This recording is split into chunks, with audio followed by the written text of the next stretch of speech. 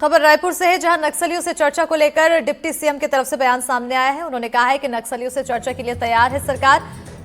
चर्चा करने वाले की सुरक्षा की जिम्मेदारी सरकार की है। सरकार बिना किसी बंधन के बातचीत को तैयार है। तो लगातार कार्रवाई से बैकफुट पर नक्सली नजर आ रहे हैं। नक्सलियों की केंद्रीय समिति ने शांति की अपील की है।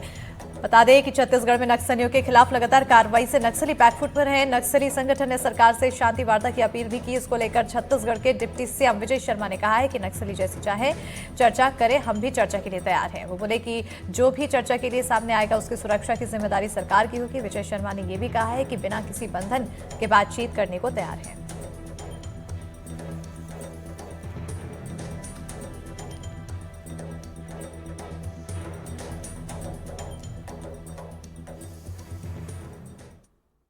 अलग अलग टीमों ने जारी किया, और मैं इसीलिए कह रहा हूं कि कोई टीम किसी की प्रतीक्षा ना करे। जिनको चर्चा करना है, आगे बढ़ना है, लाइफ सेटल होते तक सरकार खड़ी रहेगी। विष्णुदेव जी की सरकार। और स्पष्टता कर दीजिए, हथियार डालने के बाद चर्चा होगी कि हथियार नहीं डालेंगे? मैं नहीं कह रहा हूं, मैं कुछ नहीं कह रहा हूं। वो जैसी चाहे चर्चा करें, हम भी चर्चा के लिए तैयार। मैं बिल्कुल नहीं कह रहा हूं कि वो क्या करेंगे, वो ना हम स्वीकार भी करेंगे किसी बात को। मैंने प्रारंभ में ही कहा ना, हम उनको कह रहे हैं कि आप कुछ ये करो वो करो, हम कुछ नहीं कह रहे हैं। और ये भी कर रहे हैं कि कह रहे हैं कि चर्चा करने वाले की सुरक्षा की जिम्मेवारी भी।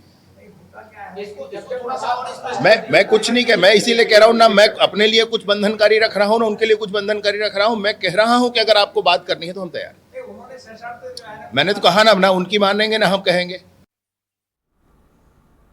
जबलपुर में दिन हो या रात लगातार बदमाशों के हौसले बुलंद हो रहे हैं। ताजा मामला रॉयल होम्स कॉलोनी में आया है, जहां रहने वाले सोनू सोनकर के घर के बाहर 4 बदमाशों ने आधी रात को फायरिंग की और फिर बम फेंककर दहशत फैला दी। देर रात हुई इस वारदात में कोई जनहानि तो नहीं हुई, लेकिन गहरी नींद में सो रहे कॉलोनी के लोग अचानक हुए धमाके से उठ गए और काफी देर तक परेशान होते रहे। इधर सुबह होते ही सोनू सोनकर ने घटना की सीसीटीवी फुटेज के साथ थाने पहुंचकर 4 बदमाशों के खिलाफ मामला दर्ज करवाया। इसके साथ ही पुलिस चारों बदमाशों की तलाश में जुटी हुई है। माना जा रहा है कि बदमाशों ने यह वारदात को पुरानी रंजिश के चलते अंजाम दिया। थाना उमती में सोनू सोनकर ने ये रिपोर्ट दर्ज कराई है कि बिग बिग होटल के पास 2 मोटरसाइकिल में 4 लड़के थे। उनने पहले पिस्तौल चलाई और उसके बाद उसके ऊपर बम फेंका और जाते जाते जान से मारने की धमकी दे गए। इस सूचना पर थाना उमती में अपराध दर्ज कर लिया गया है। इसमें सीसीटीवी फुटेज खंगाले जा रहे हैं। साथ ही सोनू सोनकर ने कुछ संदेहियों के भी नाम बताए हैं। पुलिस टीमें लगाई गई हैं और जल्द ही इन आरोपियों को गिरफ्तार कर लेंगे।